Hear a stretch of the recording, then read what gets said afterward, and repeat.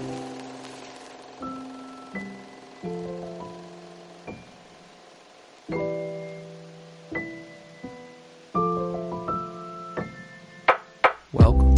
to Cinema Surprise, presented by the Penny Bloom Podcast, where every week we celebrate film, and one of us never knows what's coming next.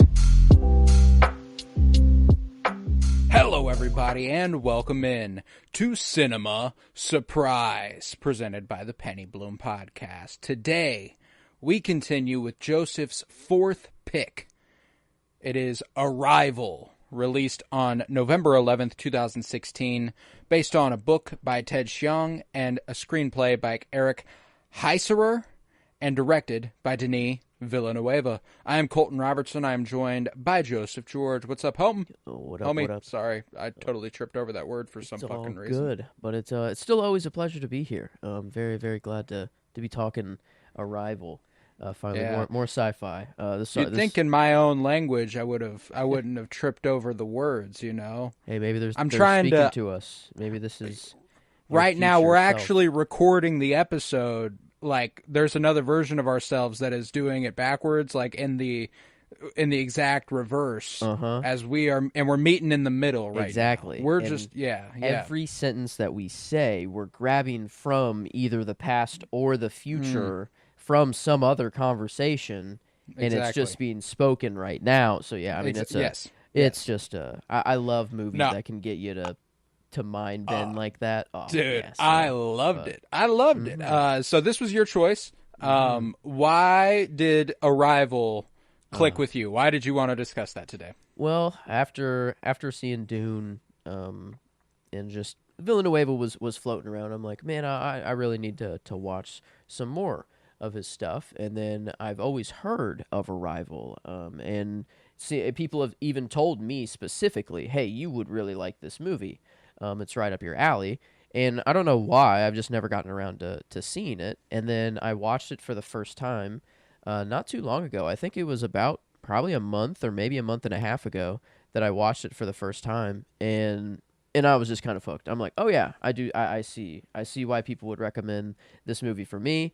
And I love sci-fi. I love this concept, and the story is actually good. And I feel like heartfelt enough too. Like it's kind of, I feel like that's kind of the most difficult thing to do with sci-fi is make it human.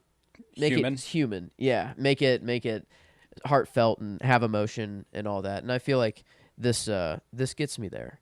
No, it got me. Yeah, it's it's interesting about sci-fi because I do think sci-fi has this tendency to be able to strike at the heart of humanity in a way that a lot of genres have the capability to, but there's this heightened version of this where it shows where we can go and what is possible, but is unimaginable almost. Like it's, so I loved the prospect that this movie sets up for us, you know, and sci-fi is so broad, you know, like this is quote unquote stereotypical sci-fi. We're dealing with aliens and coming to Earth and talking to them, and you know, but it obviously flips it on its head and does its own thing that is completely original, you know, like, and then like comparing it to like Mad Max Fury Road and Planet of the Apes. These are also sci-fi films. So like it's a huge genre, you know, it's a huge genre. So like it is funny, like this is what you would think of as a science fiction film. And I appreciate that it manages to take a launching off point that would be, I mean, and has been basic to so many science fiction films and stories ever. The Day the Earth Stood Still and War of the Worlds, and just like aliens have arrived. What are we going to do? And then they take it in a direction that I've literally never even considered before. And I appreciated Denis Villeneuve, obviously, we heard in the interview recently, and this gets brought up pretty frequently on the podcast because we've become pretty ingrained with visual storytelling. But for a gentleman who doesn't love dialogue and likes doing visual storytelling, this is and obviously he didn't write this one, so it's not like it's, Yeah. he wrote the Dune movies, so it is a little different there. I see why he loves it. I see he loves it though. Yeah. It's like language is literally visual in Mm-hmm. in this I guess for their species or Right. I don't know, what do you is it an alien race, an alien species, an alien I don't whatever. Yeah, both are applicable, I Yeah. think. No, Like, and just the prospect he posed, like, this also has some of the most beautiful dialogue that's ever been spoken in a Denis Villeneuve film. I liked this infinitely more than I liked Sicario, that we covered over on the Penny Bloom podcast. For me, and I know this is crazy because I love Dune 2. This was like quite easily my favorite Denis Villeneuve film. There was a certain emotionality to it that Dune 2 got me to tears a couple times, but it was more because of the talent on display. I would not hesitate to tell you Dune 2 is a better movie. That's not something I have any qualms just going ahead and conceding, but man, this resonates with me in a way that I don't get out of Dune 2. That's true. Sitting in a theater and being rumbled with all that sound and having the music flow through you and you're and a theater does kind of change a lot of things and then but then I'm sitting at home just sitting down, peace and quiet. The sound's nice. I got a nice picture and everything, but like I'm getting to tears there. It's not because of the massive the experience and everything going on at once and I mean, that is an interesting question of like which movie I like more. I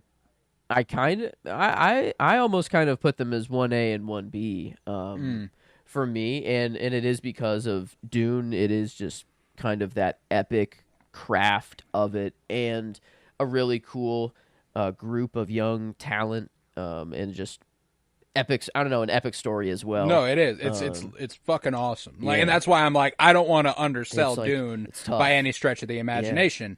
I'm only saying that to show just how much this movie resonated with me because I fucking love Dune 2. And I love Dune also, by the way. I know I'm focusing on Dune 2, but Dune is also fucking rad. So like I love both of those movies. But I was impressed with the storytelling here, regardless of whether it was dialogue or visual storytelling. I appreciated the moral of the story ultimately, like dealing with aliens who are trying to help humanity because in 3,000 years they need humanity's help and they need them to be united on every front for that to happen. I love the literal shot of every country's name, every location, and it just saying disconnected. And it's like, oh, I wonder what he's trying to say here. I appreciated that. And that's like, sometimes you need on the nose visual storytelling like that to really wallop you. And it did, man. Like it was, and like, so that's, you have this big world impacting story. And then at the heart of it is a really, really moving depiction of dealing with grief and dealing with life, and I was floored by it. It was fucking beautiful. Just dealing with first contact of aliens and anything is always kind of crazy, but then to take it to the level of, oh yeah, we can't even really speak to them. We're kind of, if aliens were to come down, we kind of hope that they are smart enough to figure out our language and speak to us because like we would have to do this, like it would kind of, who knows if they would be as friendly as these aliens are, I mean, they need our help in 3,500 years. So that's why they're being friendly. But, if there are aliens out there and, they know of us, they haven't killed us yet. So I'm assuming they'll be friendly, that's my assumption. Yeah. But I mean, it's a crazy just question to have. And then I don't know how I haven't like thought of it before this movie of like, actually communicating with an alien if they were to come down, and then just we would send like, I guess that's like one common gripe. Like, oh my god, this video I keep coming back to it.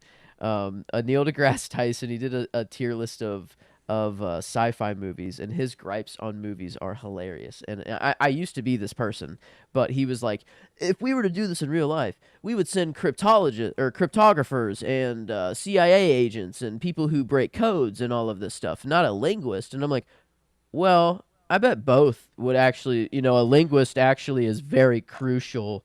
Also, those people were there. Uh-huh. It's not like they weren't. It's just that this was the main person who figured it out. Like, they were getting nowhere. That's who they tried first, and they got nowhere. And so good job, Neil. Oh, You're man. actually Neil deGrasse Tyson. He's a smart guy, but he's hysterically out of touch with what art is on most fronts.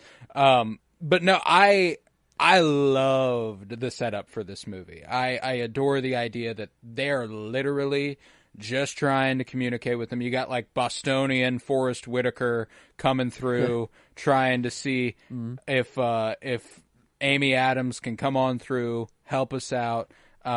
She's like, I can't unless I'm there. He's like, nah, fuck you. He comes back. He's like, okay. We know what you're trying to do. You're not going to get in there. Fuck. She's like, I'm not trying to do shit. I have to do this if you so I loved that. But one of my favorite scenes, it ultimately can't be my favorite scene because the back half of this movie is fucking insane. But the first time she breaks down why they're starting as small as they are, on the and she whiteboard? writes out, yes, what is your purpose on Earth? She's like, all right, let's talk about this. So, A, do they even know that that's where we are? Do they even know what Earth is? Are they just here on this planet? They probably don't. They need to know that this is a question. Do they even know that we're asking a question? So what? They need to know the intent. They need to know purpose. They need to know not the group, not them specifically, but as a whole, their whole thing. And it's one of those things that I was watching it with Emily, and Emily fucking loved this movie too, which is always a really good basis for me to know whether it has general appeal. And she dug it. She dug it hard. But we were watching it, and we were just talking about how it's so crazy to grow up with a language like this and then be able to translate it into other languages. If you want to learn Spanish or French or German or any of these, you at least have a basis. They are earthly. We know how to pose questions. We know how to describe that sort of thing. We know they're starting from fucking scratch here, no noise. We grow up and we just learn English. You just absorb it. We're just a sponge. Yeah. We're just you just get it. Oh, da da da da da da da da. Like dad, mama. Dad. It's just repetition. Yeah, I mean and then whenever they're slowly communicating, one little circle at a time. But then at the end, whenever they give the gift to her and she can fully, understand everything. And then the one shoots off a bunch of ooze, ink, gas. I feel like I don't know what to call it, but shoots off a bunch of it, and then the other starts to just make all the small circles, and just have a bunch of them there. And then it hit me of oh my God, yeah, to think of how these beings communicate normally, it wouldn't be slow like this. Yeah. They were doing the same thing to her that she was doing to them. Yes. And it's I fucking loved it, dude. And I love that in that moment, they do that because they know a bomb is about to go off and they save them by turning the gravity there was dude, I loved it. It's just and it's crazy their powers and stuff. It's just it's perfect. I love when things aren't fully explained. It's they can just see the future, and she touches the glass and she touched them, and she has the power now. It's it's just aliens. So it's nice that you can kind of just use it as an explanation for things. But a lot of the other stuff is just very rooted in how we would go about it. I feel it is as realistic. It's weird to call this movie realistic because there's just aliens coming down to Earth. But it really does feel how our current Earth and our current governments would handle it. We would set up a military base and we would only let in the people we want to go in there. We wouldn't, if the public tried to come in and storm this, assuming they would just open fire and like kill all the people. You know, it probably wouldn't be fun. But so I don't know. A lot of it is based in reality still, and like we are on Earth. There's just 12 of them popped out. You know, just chilling. Well, and there was I'm used to watching. I've watched 4 Denis Villeneuve films prior to this. I'd watched Sicario, both Dunes, and Blade Runner 2049, which all have a human heart to them, and Sicario is obviously placed in the real world, but there's a certain element to that that's like I literally have no idea how real that is. But or American and Minds. it's so dim and it's dark and it's not hopeful and but I love that in this movie there is a really poignant social commentary about the way the general public would receive this information and how the media would manipulate certain people who are there to act against, to turn, to do a coup, to do an insurrection and try to destroy it. And I just thought it was really impressive because obviously we haven't been adults long. You know, the first election I remember, you know, like I remember Barack Obama getting voted into office twice. I do. But I didn't know what the fuck was going on. You know, I remember Donald Trump versus Hillary Clinton. And that was 2016. This movie came out in 2016. So there is a certain degree of relevancy in that regard where I didn't realize fully that people like that guy in the video that the dude's watching who decides to lead the coup existed. We need to do something about this. Yeah. You know, these aliens, blah, blah, blah. Yeah. And I didn't fully realize that was a thing that, like, because I felt like it was something that was radicalized via, you know, the 2016 election and radical conservatives growing more confident in their voice, you know? And it's hard to wrap your mind around and like obviously this is different. This isn't a conservative or liberal thing. I'm not trying to make it so because like this would radicalize anybody. I think there is a good chance that if you are susceptible to any of this, like there's a really good chance that this doesn't work out the way that it does. You know, like actually at all. There's actually no fucking chance it works out the way that it does. I mean, it's nice that their ships are indestructible because the first thing we would do is try to shoot them down. Like, I mean, that's just it's our first thing we do, and like that just doesn't work. And like, it's crazy to think that like they're like, all right, we're gonna need humanity's help in 3,500 years, so we're coming here now to give you a gift. But, you know, you're welcome. You guys are primate, you know, just ants compared to what we are. You're welcome. We'll speed up your process. But you got to think, like, they're a peaceful species that has been living, and I guess they just know their fate, that they're about to be wiped out or whatever. Well, and that's what's interesting is they couldn't have been wiped out. You know, like there's so it does work. The time loop thing is that like it had to have worked. You know, like it or it had, like, they have to know it's going to work. There has to be a reason it works. There has to be a reason they came here, unless they're taking a fucking shot in the dark. Maybe that's just that, you know, we just experience time in that way, so we can't even think of how time works for them, like how they experience it. It is just the paradox. The things that are paradoxical to us might just be nature. They are just that for them. And I love just the like. It can't be my scene. You're right. Like the scene of the movie is her everything clicking, you know, and like whenever. I think it starts, they come out, they're arguing about something in the tent. Yeah, and then her memories it's all of her memories starting to come to line up, and then it's the zero sum. That's right, I put it in That's my scene. Yeah, I mean, there's no other scene in the movie that I think is worth, like, that is the best scene of the movie. There's no like debate. I feel Yeah, like whenever she's in the flashback and her daughter's asking her, what is it when like there's like a win-win, like it's nobody wins, everyone has to meet in the middle, and she's like, a compromise. She's like, no, it's more scientific than that. And she goes, well, if you want science, ask your dad. Me and Emily went like this. We looked at each other. We were like, yeah, we were like, it's Ian, isn't it? This hasn't happened yet. So like, that was just a really fun realization. And then like when he says non-zero sum game, I was like, yep, nail in the coffin. That's him. But yeah, like that whole sequence is just fucking brilliant. Because it's from right there that she realizes that that's how her brain is working now. So like she has something, and then that's immediately when the ship sends out that little cylinder to take her up. Like it's like they know, it's like they. I guess.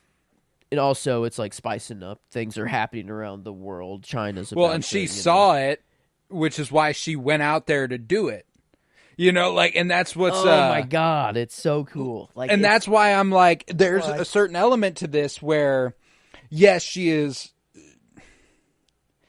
Yes, they experience time in a different way. But to put it in 3,500 year terms, that is linear. Like it is 3,500 years from now. Whether they are experiencing exactly that at the same time, it's possible. True. Like they almost certainly have to be, because Amy Adams is experiencing the loss of her daughter, who she hasn't had yet. But is there a lifespan thing going on? These aliens aren't time travelers. They can just perceive time, as far as we can tell. True. It doesn't seem that way. They could be. They could be from the future. They could be. Back, yes, they could be time travelers. I don't get the impression that they are from 3,500 years in the future, and these motherfuckers came back. That's just how that's how they work. They know. Yeah, and that's why I'm like, their lifespan is probably just ridiculously long compared to ours. So that's why I was like, Amy Adams, her character Louise, experiencing things that happen within her life. She doesn't see things that happen after. So like there maybe, I guess, whenever she's given the gift, she can see everything from her life from that point on. But these creatures, they're probably born like that. So yes, from inception or from whatever, from birth, however they're born, they know everything that they'll ever do. I mean, we can view that as like, well, damn, that sucks. That sounds boring. Or I don't know. No, it's there's a different life. It's just, and that's why I love. There's obviously the conversation between her and Ian as well earlier on in the movie, where he asks her, have you been dreaming in their language? And she like looks over and sees one in her room, but I can't remember what it was called, whatever syndrome it is. Like, I got it here. This Sapir Whorf, Sapir is the first name. And then Sapir-Whorf hypothesis. Sapir-Whorf, yeah. Like, she's obviously experiencing that. Like, she's just exposed herself to it so much. There's this interesting element, too, where because she will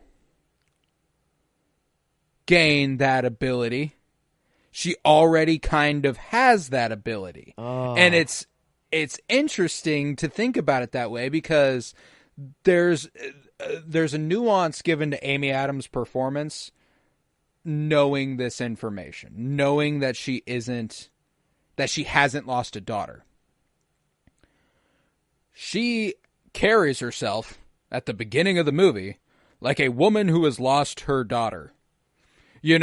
Like she's on the phone with her mom, and her mom's like, "How are you doing?" She's like, "I'm the same." Like she gives the impression of someone who doesn't feel like they have anything left to live for. And then this reignites her, this reinvigorates her. And then was her past said? Did she say that she, like, has she just been single? Like, we get dropped in. The first time we see her is the day that they land. And then because she's having memories of her daughter, but that's not And then whenever he's like, what's going on? She's like, I can't, you'd think I was crazy. I can't explain it. She's already seeing visions of her daughter who isn't born yet, like, who is this kid? And she feels the love for that child. She feels the grief she has from losing that child, and it's persisted, I'm assuming, her whole fucking life, because there was never an event that made it make sense. And all of a sudden, everything clicks here for her, and she asks the question, which is my favorite line of the movie. She asks Ian at the end of the movie, if you could see your whole life start to finish, would you change things? And that's when they're embracing at the end of the movie. She knows for a fact what is going to happen. I pose the question, could she even? Could she even change these things?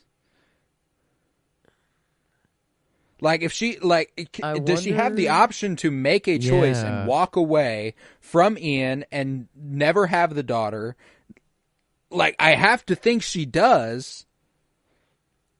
Like, she has that opportunity, but because she's already had this child and already loved them and already lost them, I feel like it's kind of like almost a faith thing, in that, like, she's been given this gift, and, like, she knows that she has this daughter, and, like, she knows the grief sucks and it's made her life terrible the whole time, but it's like she knows that she did love that daughter, and she'll never have that love if she never has the daughter in the first place. So it's like, and I think that's why it's the ending of the movie makes me fucking sob. Oh, like, it fucked me up, man.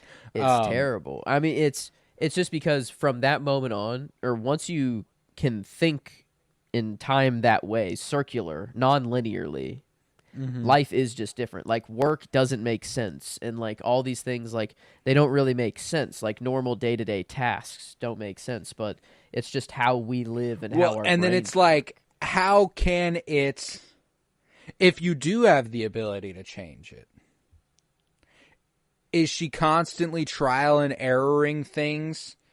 Is it like to like try Timothy? And like, she basically things? has the power. Like, is she able to, like? And that's why I'm like, because say, like, I, it's devastating and fascinating and awesome that we know. We usually talk about these movies like what happens next. We know for a fucking fact what happens next. That's we true. know what happens after this movie, and I love that. She knows this language. She's experiencing life in a whole new way. And Ian can't accept that she knew their daughter would die and put that grief onto him, knowing what would happen. And there's almost a... What do you do? No, yeah, like, there's almost a peaceful acceptance of that on her part. Like, she has no other option. Whenever she's like, she knows that he will be upset about it too. Like, she knows that will happen as well. I wonder if it is more of like that they do know, or it's like you have it shows itself. Yeah, eventually. It's not like clear. It's just like whenever she needed to know non-zero, non-zero sum game. That's whenever that future vision came to her. So then she learned it. So maybe it's... Yeah, when she needed to know that she needed to call the general, she saw the vision of her calling the general. It's like she initiates that thought of, hey, this is the point I need to make, and then it's like, all right, here's the knowledge you need to make that point, and it just happened to be in the future. But maybe it could have been in the past. I don't know. Maybe that's how it works. It's just like as you need the information, you can just access it from any direction in time. And then that way free will is still sort of in no, check. And that's the thing, is that, like, I do get the impression that she does have free will. She chooses not to. She chooses not to do anything with it, yeah. though. And that's why I'm like, I don't know that she does. Like, I think she might be doomed to... Not doomed, but like there's like maybe you're right about the faith thing. That's the best idea I can come up with. That she was granted this gift. She's decided not to fuck with the gift. She knows that it's just how life is now. This is what her life is, and that's how it goes. Because if you knew that aliens needed humanity to save them in 3,500 years, and you were the first one to get this gift, and then start to change things, like you're, I don't know, maybe that's why she's like, I don't want to fuck up humanity, like I don't know the true power like maybe of this. exactly, and she just knows it's her job to pass this language on, so that eventually in 3,500 years, humans exist in the same capacity that these motherfuckers do. Like if it's just passed on and just passed down for generations and generations and generations, they exist in the same, like humanity will eventually speak this language. Yeah. And not... Yeah. And it will be the universal language, as it is dubbed. Maybe they are a little time traveling. Maybe this is like maybe they're experiencing time in a loop, and maybe that's the whole point, is that time itself is not linear. Like this is... the things that need, it's like a Tenet just thing. What's everything that's happened, it's a loop. Maybe, I don't know. They never explain it, which is nice. It is just left in mystery, and we don't know. Like, we operate under the assumption that we have free will because we really, really would like to have free will. It would really suck if one day aliens come down and they're like, "Hey, actually, we created you, and you've been your fate is serving decided, a purpose, and we already know how you end." Like, if we were told that, we'd be like, "Oh, well, that does suck." And then that would be a part of our fate, and that whatever you did after that would be a part of the design. So and like that's why it. Yeah, I think that the free will question. I mean, like they do literally pose it. That's why I do think it's important. I'm not trying to expound on something that doesn't matter to the movie. She literally says, if you knew your future, would you have the power to change it? Like, would you do that? And it is just fascinating, man. I loved the ideas this movie posed, and I loved the execution. One thing that I was a little shocked by, in terms of just this whole... It is my favorite Denis Villeneuve movie. It might be my least favorite looking Denis Villeneuve movie. Yeah, Sicario looks better than this. Like, yeah, consistently. Like whenever they are in the ship or whatever the fuck, like that all looks really, really good. I guess, but the night sequences are really dimly lit, and they don't look very good. And it's not like a choice where it's like, oh, well, that's what we... It's going for the naturalistic lighting thing that I'm just not a huge fan of. And it's not that it doesn't work. It does work at points. Like there are, like whenever the helicopter pulls up and she's standing in her house on the upper floor and it's coming through the window and you see the lights flashing on her. That shot is really cool. It's very brief. It's very quick, but I love that shot. And there's an interesting desaturated look to it, where even when they're wearing orange and they're coming out of yellow tents, it's still dull somehow.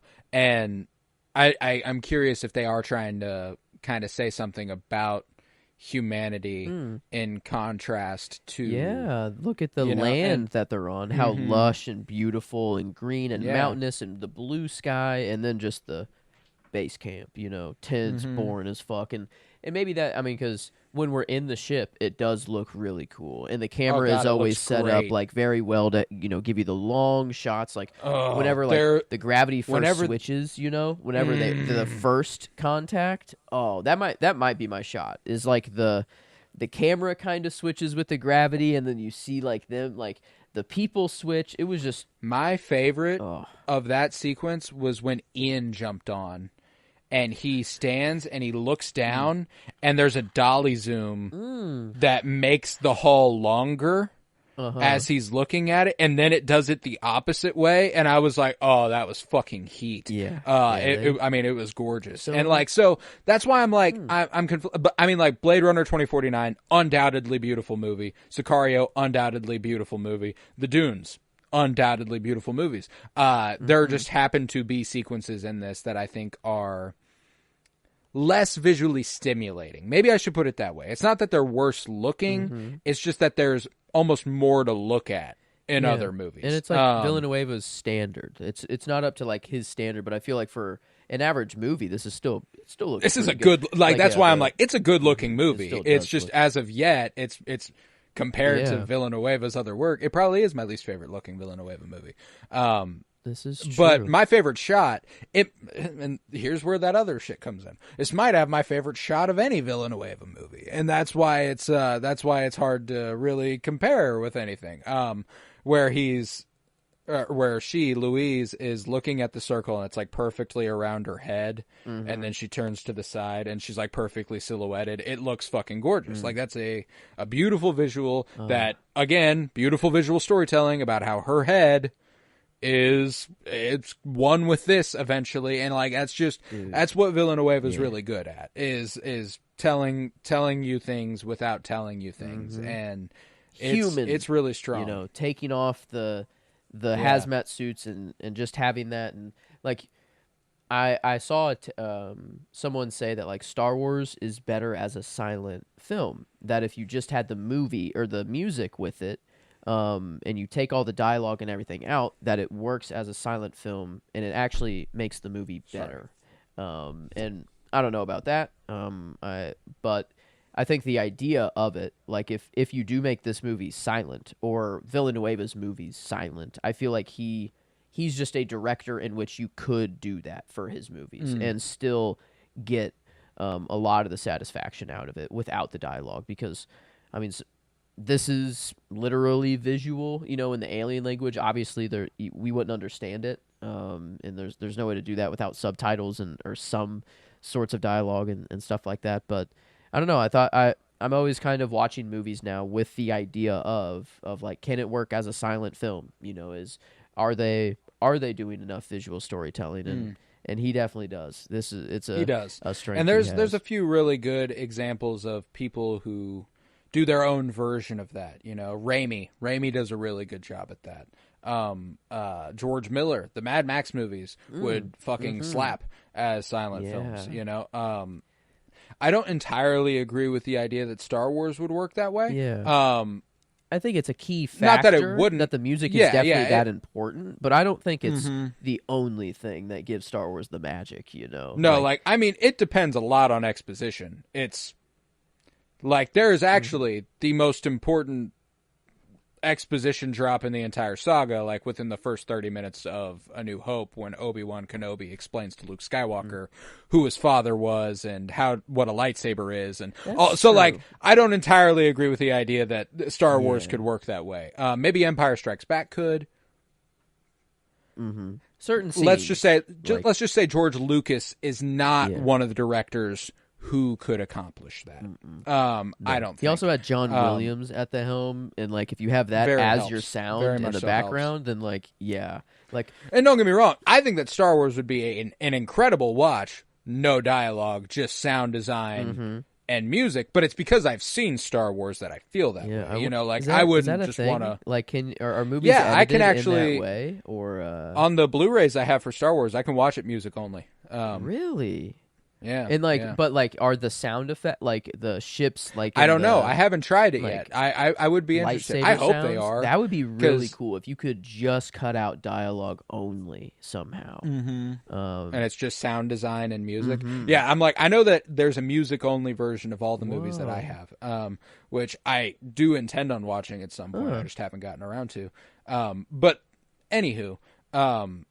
Yes, I agree 100%. This is one of those movies that would perfectly work in a silent format, like without like the music alone and some of the sound design would just fucking slap.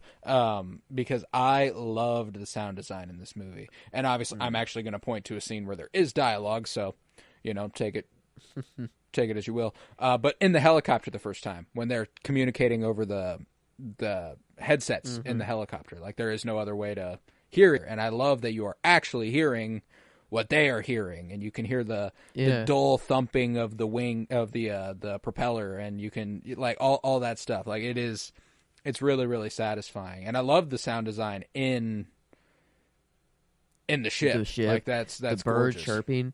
Oh man, it's kind of it's annoying, and I think that's the point. Like they bring it in at first to be like, well, we got to test the air to see if it's toxic. The bird will die, so we'll know if the air is safe or not. But then it's like you really got to bring it in every time. It doesn't really make sense. But for sound design, it just makes it so much more eerie, or so much more to have that just like chirp.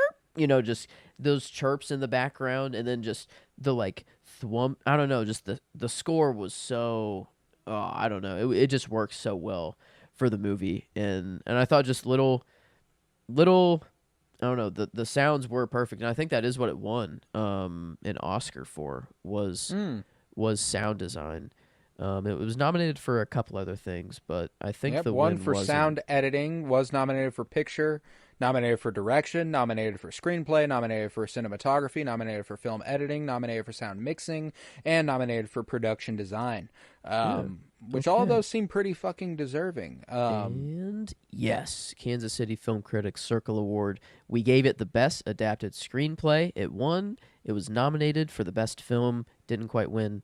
And then a 2016 winner for outstanding science fiction, fantasy, or horror film, the Vincent Kohler Award.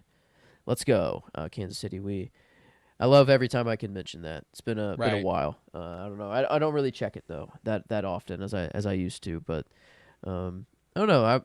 The more I talk about it, the more I can definitely give you more reasons why I like this movie more than Dune 2, I think. Dune 2, a lot of the root reasons is it's just so well made, and it looks so good, and it sounds so good, and just it's cool. No, the filmmaking in Dune 2 is it's ungodly. Utterly astonishing. It's just oh my god. And but this it feels that somehow Arrival, a movie in which they're going from a tent to a ship to a tent to a ship, has more substance, or there's more emotion. I don't know. There's more humanness. There's more real tears. I don't know. Just tears that are like within the movie itself, and then like me thinking of like if we were to do this in real life, and how like I don't know how crazy. And I wish that it was kind of like this. If aliens were to come down, it would kind of be like a selection process. They'd weed out all the government people first, because they're like, "Yep, you'll shoot at us and you'll send your people. You won't get anywhere. Just wait until the right people show up." And I don't know. And it's also really cool that they are such a peaceful species that they are literally there to motivate humanity to work together. Even if China and Russia had done stuff to try to kill them, there wouldn't be retaliation. I don't think they would have fought back. I don't think that's something that they had the capability to do. If they wanted to, it literally would have been just kamikazeing Earth, like go really high with our ships, plummet them into the ground. But like, I don't think that's what they're there to do. Like that's not what they want. Plan times 12. Yeah, dude. Exactly. Oh man. Yeah, but so like that's even whenever they like, what could we do? Like they know the future. The time that we tried to kill them, they sent they flexed on us. Whenever we sent whenever our military tried to kill them, they're like, "Fuck it, we don't care about this scientist and linguist. If we can attempt to maybe kill or do something, like what do they think that one C4 explosive was gonna do? In that ship, like if it did blow up, I don't know. Maybe it would kill them. Maybe the whole ship were to go down. Maybe I don't know. I guess something would happen. But stupid plan. Idiot. But like, I love how they're just like waiting till the last second, and then they, just push them out of the room. They know what's gonna happen. They're like, all right, well, funny, funny little toy you had there, little C4 explosive planted under the table, acting like, all right, guys, come on now. I guess I'm operating under the assumption that like they know the future, and I know that they know, but these military men don't. So It is. I don't know. I think that is kind of like the point of her free will question and like the end of the movie. It's like once you have this gift or once you think of time in this way, life is just different and Yeah, morals like, do you and have the motivation yeah. to try to change things, or is there a certain serenity in knowing that this is what will happen, and just And kind of accepting that? do morals completely translate? Like our morals come from our brains, which are very time is linear, and we will die one day, and that is it. And so everything we do has to happen linearly. But if there was some revelation that came out that was like, no, time isn't linear, and we were told that way somehow, and we all maybe didn't get this ability. I don't know, because if we all had this ability, obviously things change and like everyone is Yeah. just very different. But if we were just told that time isn't linear and that it is circular, I don't know what the word would be, but like if it is repeating in some fashion, I feel like people would just our morals would change. Like even if we were just told that, not given the true ability of knowing our future. I think morals themselves are kind of I don't know, they were made in a world that is linear, so it makes sense that they apply to linear things, but once you get into that other world, it's like everything just falls What apart. even is your Yeah, existence it's at that like point? So, like, and I appreciate what they try to approach. Like, I'm just going off what I perceive Amy Adams' performance to be, because this is the most show don't tell thing in the movie, because they literally make it the twist. You know, like, they can't tell you what's going on. They can't tell you how she's feeling in certain moments. The acceptance and serenity and the idea that she has her daughter. Yes, one day she will lose her, but every single day, every single minute in the meantime, she's going to cherish the time she has with her. And I think that more than anything, removing yourself from the science fiction of it all and removing yourself from that, if you break it down to just a story about knowing death is inevitable, knowing that tragedy is something that will occur, you will incur loss in your life. People will die. Is there any, like, just remove yourself from having this ability even. Is there anything you can do to prevent that? You know, no. That is an inevitability. That is something that will happen. And to grapple with that idea via a science fiction film and put it in these terms is really, really compelling. And I appreciate that originally the gentleman who wrote the story, I believe his name was Jeff Xiang, if I recall correctly, off the top of my head. But the screenplay adaptation, Ted Xiang, my bad, by Eric Heiserer. I absolutely adored this screenplay as well. Just the way that Denis and this screenwriter worked in tandem to create this story was really, really strong. yeah, I got one I think my line, and I was between. I just put the Sapir-Whorf hypothesis just so I'd remember that if it came up in conversation.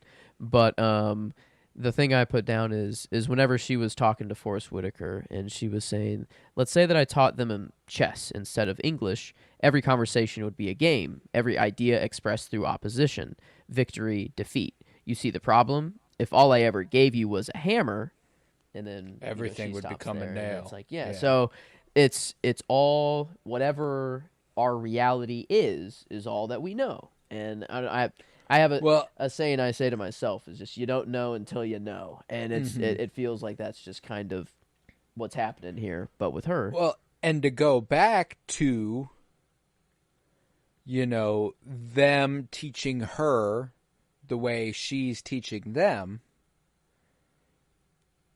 is there something to the idea that they don't know everything and that they are experiencing things the same way Amy Oh. Adams is. Oh. Oh. So, Okay, yeah. So they experience things non-linearly all the time. So they don't mm-hmm, have the brain of a linear person. So yeah, mm-hmm. maybe this is like an actual exchange. Like hmm Like, yeah. Like I don't obviously, know what they're it's gaining other than them saying that we need you in 3,500 years.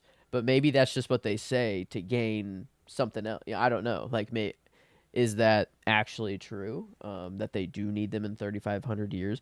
Are we just them in 3,500 years? You know, like, is this what that was the humanity other thought becomes? You I know, had during it. I'm like, um, I doubt it, but like, and that's why I'm like, there's such a mystery about it that I really really appreciate. That's never really defined or nailed down, and I appreciate when sci-fi or mystical storytelling does that. Like, not hmm, everything needs an explanation, because if they did take a whole fucking section of this movie to explain how they experience life, it would feel out of yeah, place. no. Um, Lightning.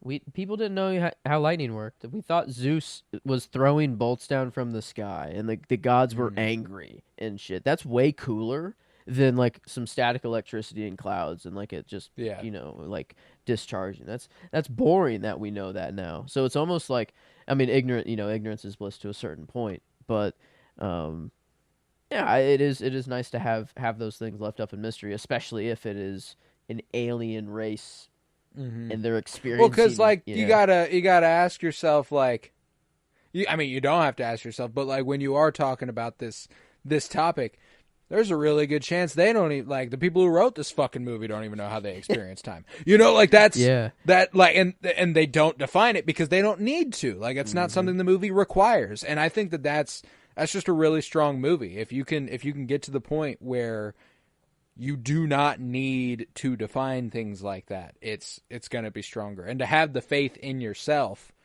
to put that movie on Mm. is all the more impactful. So, Yeah. like, Yeah, I this like I really really enjoyed it. I thought that Amy Adams is utterly incredible. I went with her on both fronts. I went with her performance and character. yeah. Yeah. Didn't seem fair to give it to anyone else. I mean, I I didn't. was maybe thinking of putting Jeremy Renner just because of if it's my favorite Jeremy Renner performance that I can point to. But he did not do better than Amy Adams in this movie. So there's no way I can actually give him the nod.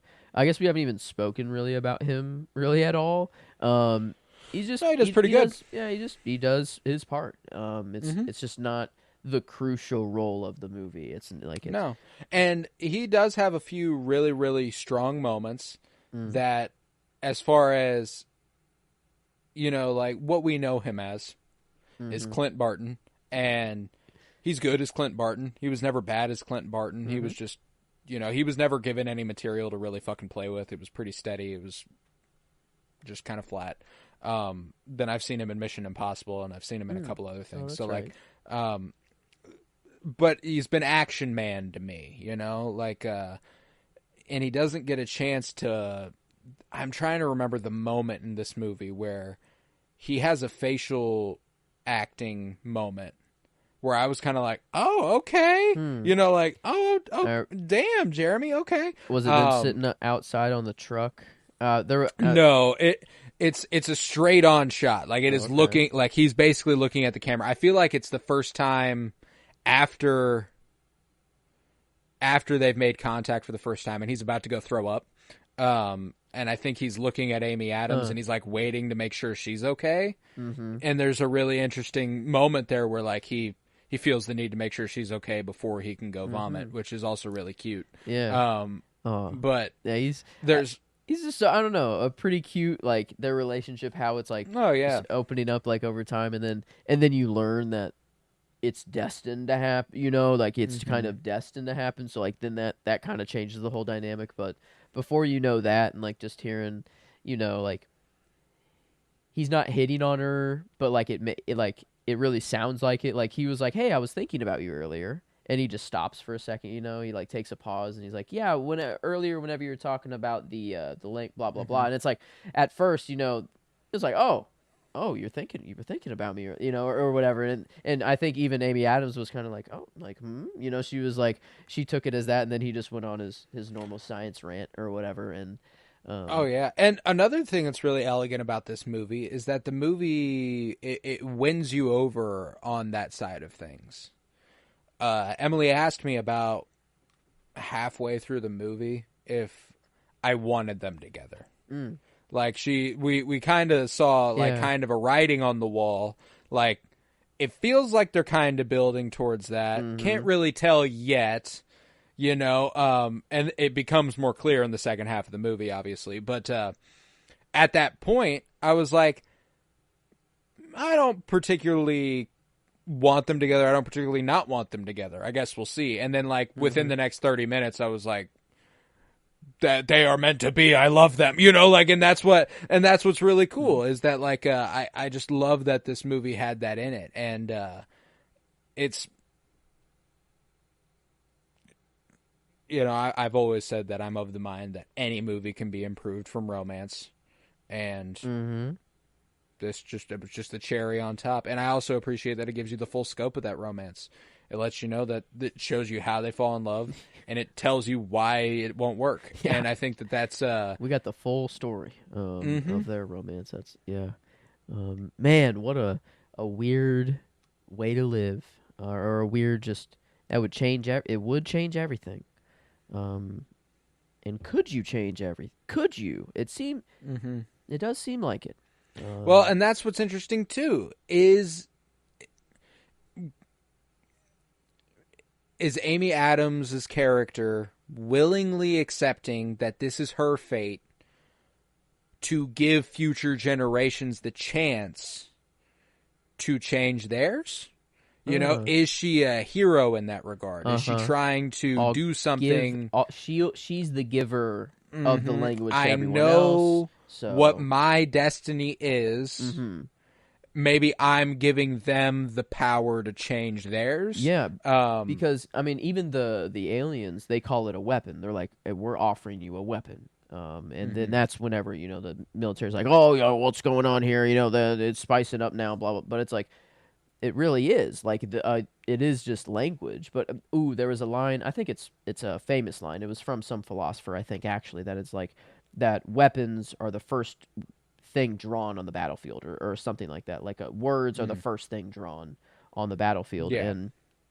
And this language, like, it's crazy that it's honestly like a double-edged sword. You kind of want a universal language, but then on the other hand, it's like, then all of these cool words that come from different parts of the world that don't exist in other languages are lost, and like all that culture that's there. It's like having one universal language feels weird, but it would be really, really nice if we could just communicate with everyone on Earth and not have to worry about a language barrier. It's kind of crazy. Well, and that's what's interesting is that, like, all the language does, understanding the language, once you officially understand it, it gives you a different perspective. Yeah. Once you have that perspective, do you need the language anymore? Ooh. Can you, like, I'm sure plenty of people are bilingual, like they're learning this language. Once they figure it out, it's like, dope. If I ever need this, I can use it. All but right. If not, and it's cool to frame it as, we were talking about if Amy Adams is kind of just in the river, just going with the flow, like she can't do anything about it. That's that. I think there's a really cool idea that they call it a weapon because it is all powerful, if you use it for the wrong reasons, I guess. Yeah, you would have to use it for the wrong reasons, I guess. Or is that even available? I don't think they mean it as she brings up at one point in the movie where she's like, "There's a chance that our word weapon isn't what they mean. Like they could mean tool, and I think that's more what they mean." Yeah, she did go back in there to talk to them after, and she was like, "Offer weapon? Like, what does that mean?" Yeah. And they're like, and it meant more of like their language, and like that's Mm-hmm. what what they were offering. And I guess because whenever she steals that dude's phone, calls the General. is it oh yeah, just general in China, and says the words of his what, dead wife already. I mean, that's just pretty cool. Yeah. That's badass. But like whenever she hangs up the phone, it's kind of like it's the opposite of a nuke going off. It's like it was the exact polar. If this one thing didn't happen, then who knows what would have happened afterwards? Like World War III, and who even, I don't know. But it's like an anti-weapon. At least maybe that's why they chose her. Or it seems you're right. It does seem from the first moment we see her, she's already dealing with the grief, and she's she could have just been a more sad person, on average. I don't know, but like no, I mean, like, it doesn't require you to Yeah. experience a loss like losing a child to experience depression. I don't want to frame it like that, but we're in a movie, and like but the fact that characterization-wise- they are doing this at all, the aliens, indicates that you do have the ability to change fate. Like you do have the ability to do something like that, because they wouldn't need to do this. Yeah, why are they even coming to Earth in the first place? Yeah, Oh, and unless it's like because they have to, and they're in, it's fate, maybe- like, and so like that's why. Yeah, maybe that's what it comes to, is that she realizes that there isn't free will. I don't know. Maybe that is what the end of the movie's trying to say, and that it isn't that she's just going with the flow and accepting it, and whatever it is that actually It's too serene no. for that. It's too serene for that. Yeah. I think it's too positive for her, for the more like. And it's I think only she would have a positive more, because we want free will, though. Like like not having free will might not be a bad thing. It's just, it sounds bad to us right now. right. Yeah. But- No. There's a really interesting idea that Quentin Tarantino has. Probably. Actually, I read it in a book. I read it in his cinema speculation book, where he says that like us getting our free will taken away is actually not the worst thing possible. What would be the worst thing is us losing our ability to create, or to I can't remember the other, but like just like, okay, I don't get to create the thing. I get to create, though. And I don't agree with it, but it is an interesting idea. And there is, like, I think the end of this movie, like, I don't think it's just because I'm a human and because I want free will, I perceive the end of this movie as happy. Mm-hmm. I think the movie is a happy That's ending. true. I don't think it's and I think that, so I do think it's possible that there is the ability to wield it, but it requires the collective. No singular person has the ability to make massive change in their own life. I see. Yeah. It is a weapon, a tool that is used It's speaking to benefit everybody. instantly. It's like our sentences, like they're very linear as well, and it does take me time for me to make my point. But for these creatures, they're making hundreds of points instantly, and it's all taken in seemingly instantaneously as well. Like it's just an instant transfer of information and an instant transfer of an idea. And we're seeing it at the slowest like scales. But like maybe that's just like that's all they see, and like they're just like they could put out one puff and have like hundreds of years worth of Earth conversations. And like so their whole being is different, and like their whole it is crazy that a movie, like it is a movie, but like well, and then it comes to the point where like, how do you even pass this on? Like now you're writing this out, which is not Yeah, how do which is humans not do the it? same. Yeah, How like do it's humans? Well, that was a cool piece of trivia is that they actually made a full, maybe not a full functioning language, but whenever she was tapping on that iPad and kind of like Mhm. here's this word, that word to make the thing, they made that like yeah, like um they were like, well, this is what this will mean. Yeah, mhm. like it's So I mean maybe that's how we would do it is like just using a screen. I don't know. It would have yeah. It's we don't emit we just gas like can't that, do that, and it's like connected to their exactly. brain too. The creatures like it's just They are humans. They were giving them the chance to evolve to this point. We require knowing this language and learning how to speak it in order to evolve into oh what they are. yeah yeah like maybe our brains can only get so big thinking linearly, and then this gift alone is what boom can it just that just the Huh, that is pretty cool. I mean, a lot of people wonder of like how humans got so smart out of nowhere. Like Hmm. what's the change? What was given to us? And maybe, like dogs, I guess, don't think linear, or they do think linearly, but they don't really have the full concept of time. They just kind Yeah, of every day is a new experience. fucking day. Yeah, Yeah. and so like maybe, now I'm going off the left field, but maybe whenever aliens came back at one point and they gave us, you know, linear thought for the first time, and then we evolved to where we are now, and then it takes a point to like this to give you the next layer of brain thought. You're not quite Yeah. ready for it yet, but now, okay, now you're ready. We'll give you a non-linear thought and see what you can do with that now, Mm. sort of thing. And um, Oh, so Yeah, so no, she like is I kind of functioning as that. She is like giving the gift to the rest of the world and kind of mm. being them. So she That's is why I'm part like of the there is an collective. yeah, that's why I'm like I think that there is a chance that it's not so much like it's we also think extremely individually. Like Mm-hmm. there's like they put an emphasis. We are one of 12, like that we are Yeah. not we don't speak just for ourselves. We are trying Uh, to help everybody. And like we need you to help everybody. So there is a chance that when this evolves, it's not a hive mind, but the world is much more about yeah. collectivism as a whole versus the individualist society that we've kind of cultivated in Wow. Europe and America. Um, Yeah. Wow. Wow.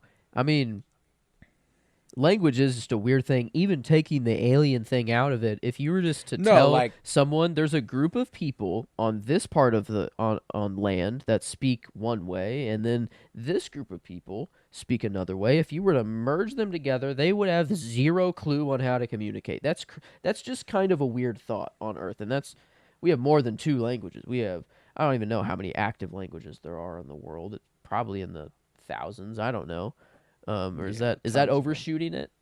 No, no, Um, that's not overshooting it, I don't think. yes. Um, What like a cool movie to rope in aliens, language, death, freaking yeah. free will, like dealing with guilt and loss. Like it's There's over 7,000 active okay. So languages. yeah, I was not undershooting or underselling it. That's good. But yeah, I mean, what a I don't want this to happen, but I do. Like it is like kind of it could either go really good or it could go really bad. I Well, want. no, and there could be something here where technologically we're not far off from reaching this, like Google Translate is obviously extremely That's I had a conversation with somebody the other day at work where they came in looking for work. They didn't speak English and we, wow. communicated the Yeah, whole time doing this. the new Chat And GPT 4.0 or whatever does that like live. You can mm, just like have it be a third party and just you can have a full conversation now, which is it is really like we are you like right now we do have to have kind of like a mediator to mhm. translate, but what when that's removed and it is just human to human, how I don't know how that's done, but that'd be be a cool place to reach. And No, us yeah, to and maybe that's why look it's through it. like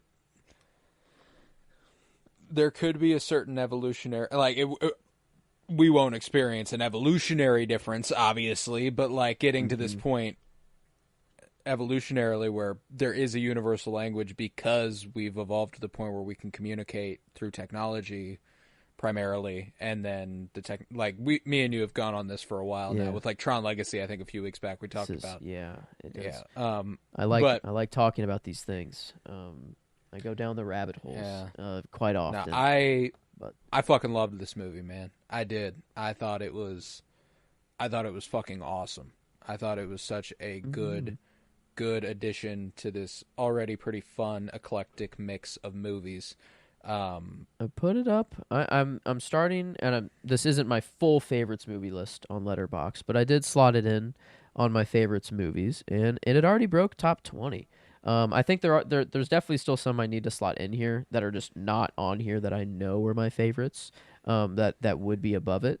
So, but this is like just a start of the list. It has 160 on it, I believe. So, out of 160, it's top 20, and right at 20. So, that's kind of where I had it. I do have it above like Get Out and Guardians of the Galaxy and above Tenet. I do think that like it's kind of more packed together nicely than Tenet. It's very comparable, I feel like. There's time there's a and certain weird crap going on, but I feel like it's packed. Tenet's better. more fun. Yeah. You know, like Tenet's a more fun movie, but I think that this is. I don't need the mechanics of Tenet to be explained at all. I get what's going on. This is somehow one of the most concisely and easily understandable time stories I've ever watched when it's the least explained, which I think is interesting. Kind of like The Cure, almost, of like having something so mysterious but so central to the movie. And I don't know, it's just written very well. And yeah, I mean, an all-timer for me. As far as my sci-fi movies go, it's up there. I mean, it genuinely might be my favorite sci-fi movie I've ever watched. You know, and that's if I'm not counting Star Wars as sci-fi. I count it more Matrix? like science fantasy, but it makes me more emotional than the Matrix. I'd agree with that. I'd say kind of on the we're Matrix looking fun again at we're looking at that again. It's more fun. It's more exciting than Arrival, but there's a certain, and it will be interesting. I don't think this has, and I don't think this is important. I don't think this has rewatchability. I will rewatch it. Yeah. That's not to say that it's like well, one and done. I'm never going to watch this again. No, I probably will watch it again.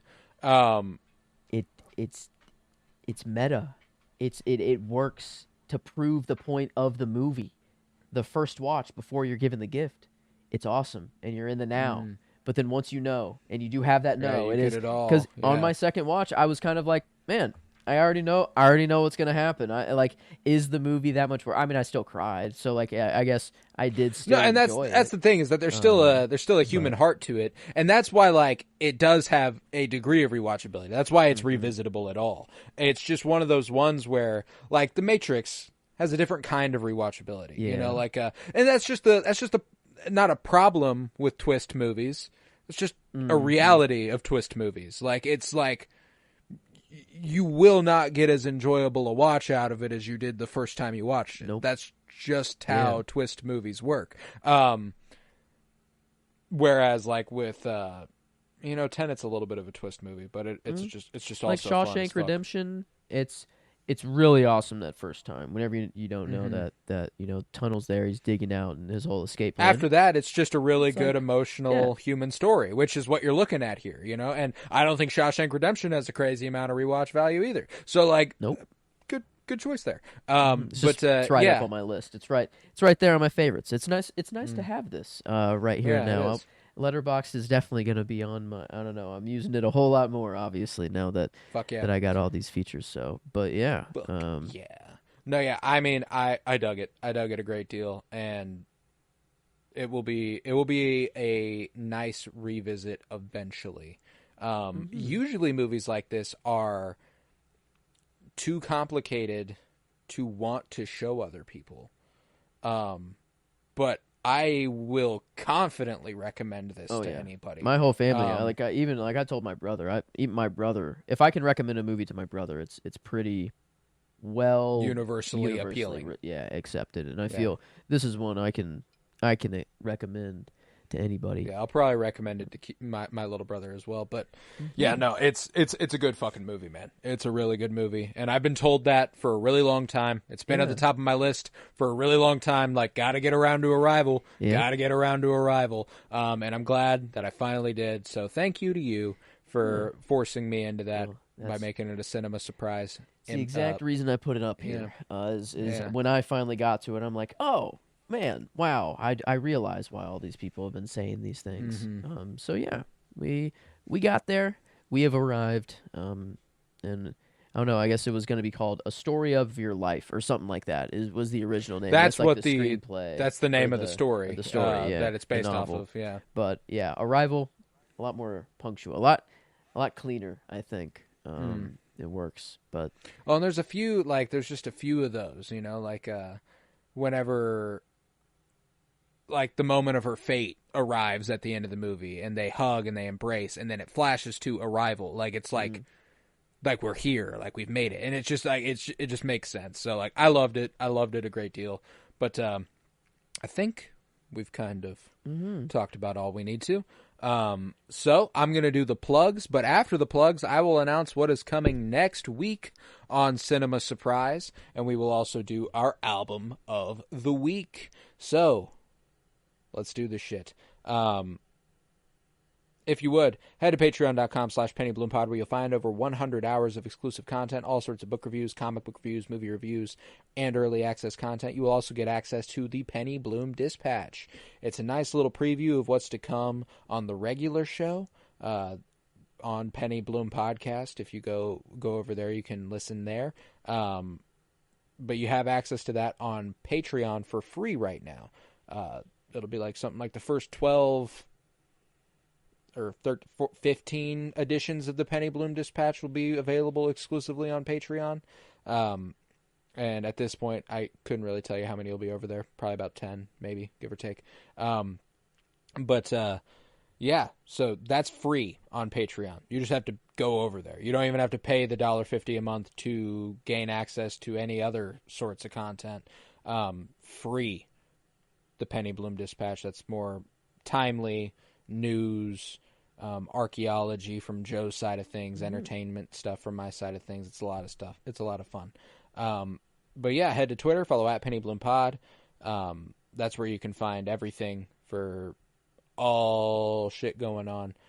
Fire and Bloom, or coming soon, the Cinementalists, and the season 2 of Cinema Surprise. Inevitably, you will be able to get updates on that on the Penny Bloom Pod Twitter.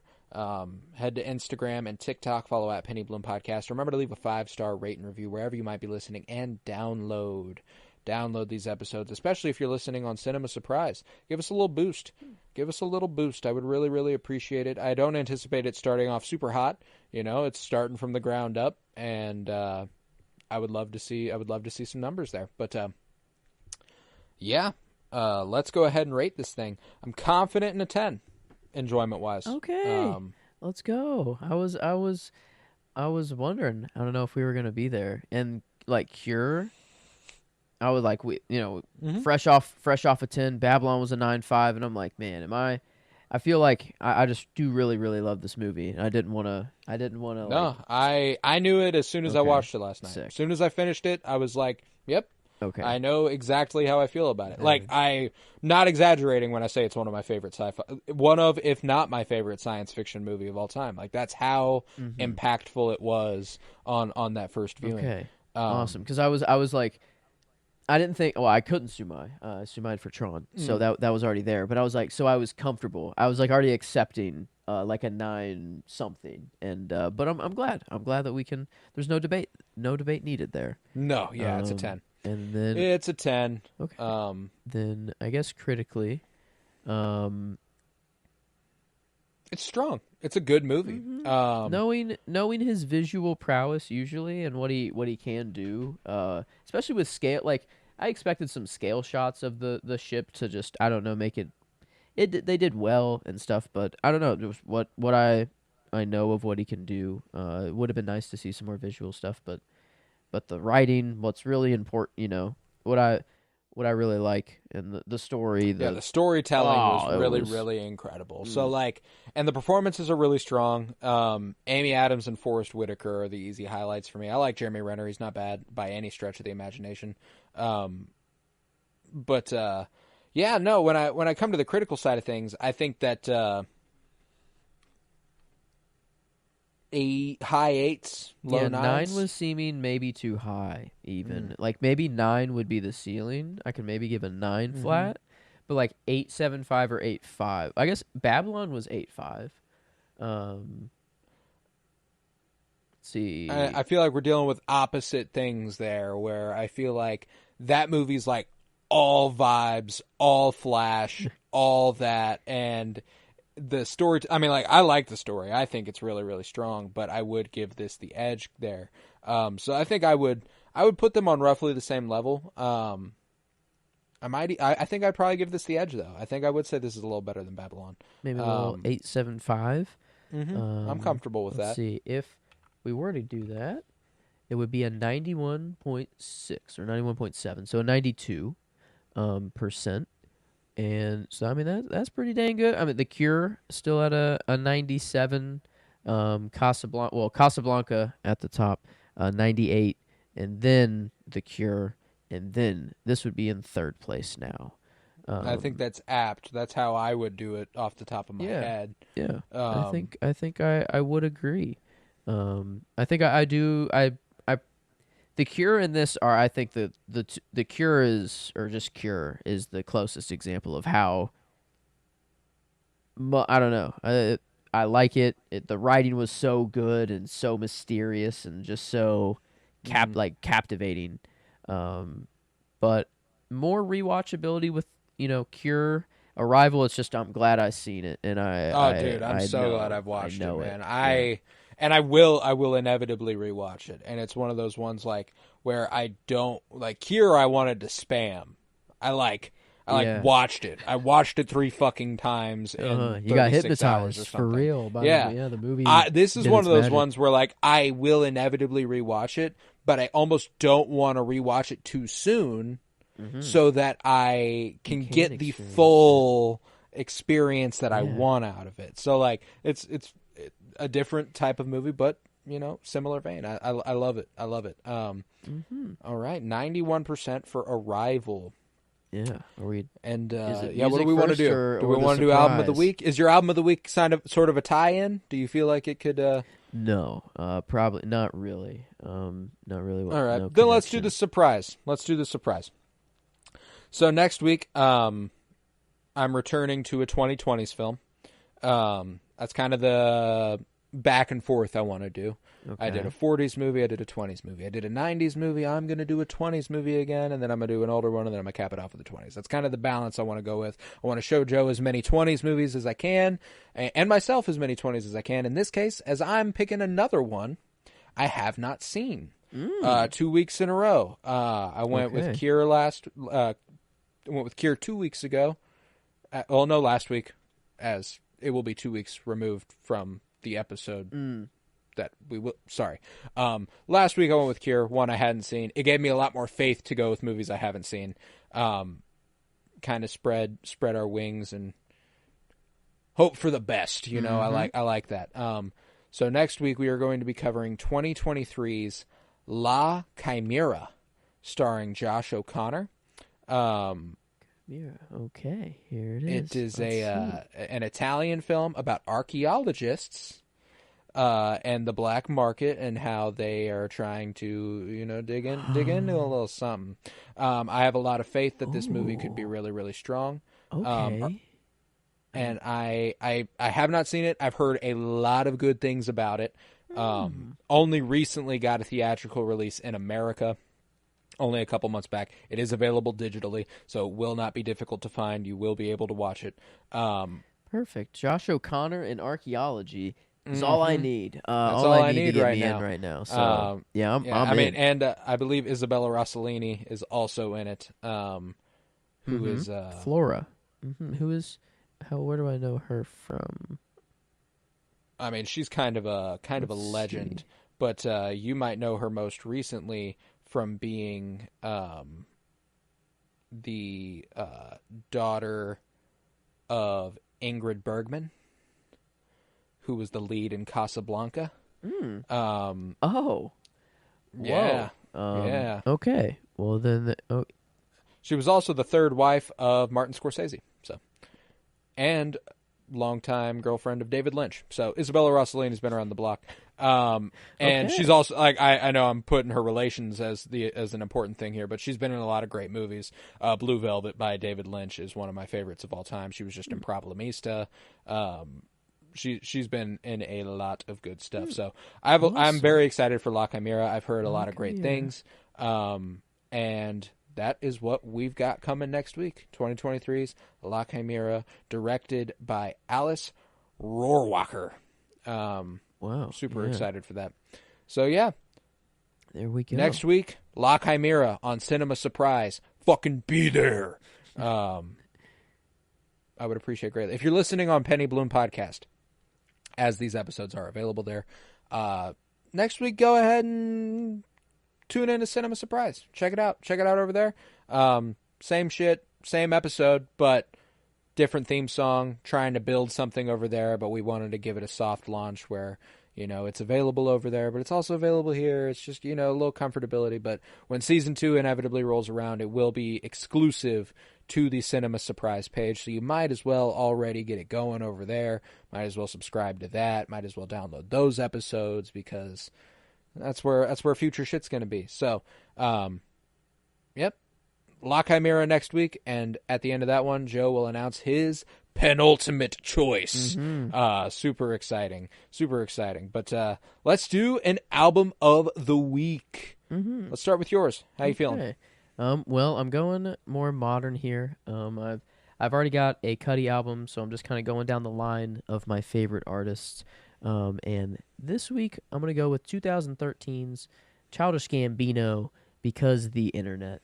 It is my favorite Gambino album. I don't really have maybe one that I just listen to more than all of them. I just listen to all of his music, really. I have just a playlist called Gambino, and it's just all of his albums kind of thrown in there. But this is the one that I have the most kind of hits out of, the most liked songs in one album. It definitely comes from here. I feel like everyone knows like 3005 and Sweatpants. But I really like Oakland, or it's Telegraph Avenue, is one of my favorites. And Pink Toes. I really love me some Pink Toes. That sounds really weird out of context. Do ya? Track 17, Pink Toes featuring, how do you? Janae Aiko. Thank you. Oh my God, the song goes hard. And is he lots of Flight Stockholm? of the Navigator. Flight of the Navigator is my shit, buddy. I love that one. Yeah, okay. I don't, it is hearted, but I guess off the name, I don't know. I'm trying to think of some of them. I don't know. I don't know that one off name, which is surprising. But yeah, it's an album that I've been listening to for quite some time. It's not anything new, and this kind of the point of this is to expand my horizons, and listen to new music. But sometimes you just got to fall back on the classics. Yeah, this one had to get it out there because Cudi's album was one that I've listened to for quite some time, and Tron as well. So I know that one's been in there. So I'll my next one I'll make sure I'll expand the horizons for myself. But I guess I didn't expand the horizons this time. I went with one of my favorites of all time as well. Okay. My album of the week is Heart of Stone by Cher. Love me some Cher, big Cher guy, huge fan of Cher. If I Could Turn Back Time is an absolute classic. That's on this album? Everybody, it's the first song, gets you fucking going, and then she's like, you know what, just like Jesse James, track 2, Crazy track 2. That's like if I ever like, I feel like if I rise in like a crime family, right? Okay. And my hubris gets the best of me and I'm on the run and it's going down. Firefights happening. I'm going down in a blaze of glory. I want the song just like Jesse James playing. That's how that song makes me feel. And then to follow it up with You Wouldn't Know Love. Like the first 3 tracks are fucking crazy. You Wouldn't Know Love makes me feel like I could step into oncoming traffic and like shoulder check a car and it would stop, you know? Like that's how. What is in this album? What did she put Crack. in there? Yeah, Crack okay, cocaine. It's what it sounded like. No, I mean it's an all-timer. It's and it's one of those ones that like it. You'll listen to those songs, like specifically You Wouldn't Know Love, and you'll be like, oh, that's how that makes you feel, huh? But it does, you know, like there's a few songs that make me feel like, you know, the culmination of a movie. I'm running through the airport to find the girl getting on the you can't go, No, you know? no, Yeah, that's okay. that's the move the album's got all sorts of vibes. But the first 3 tracks are just like 3 of my favorite songs ever, and they come one after the other, so it just gets me fucking going. Oh, yeah. Yeah, I love I know that. if I could love turn that back album. time, I do know that one, but I'll have to check out those other 2 for sure, if not the whole album. So I do. Yeah, it's Cher, a strong one. yeah. It's a strong. Dude. I love me some Cher. Yeah. I'm a big Cher guy. How could you not be? I don't know. Yeah, she rocks. She rocks. But all right, cool. Because the Internet and Heart of Stone. Love those for the album of the week. Remember, come back to Cinema Surprise next week where you will find us covering La Chimera. And on that episode, Joe will announce what the 5th movie of his will be. And I'm so very excited for that. But with that, I was Colton Robertson. I was joined by Joseph George. Thank you very much, homie. Oh, thank you for having me. It's always a pleasure to be here. Oh, and it's always a pleasure to have you. And remember, peace, love, and bloom. And if you could see your whole life from start to finish, would you change things?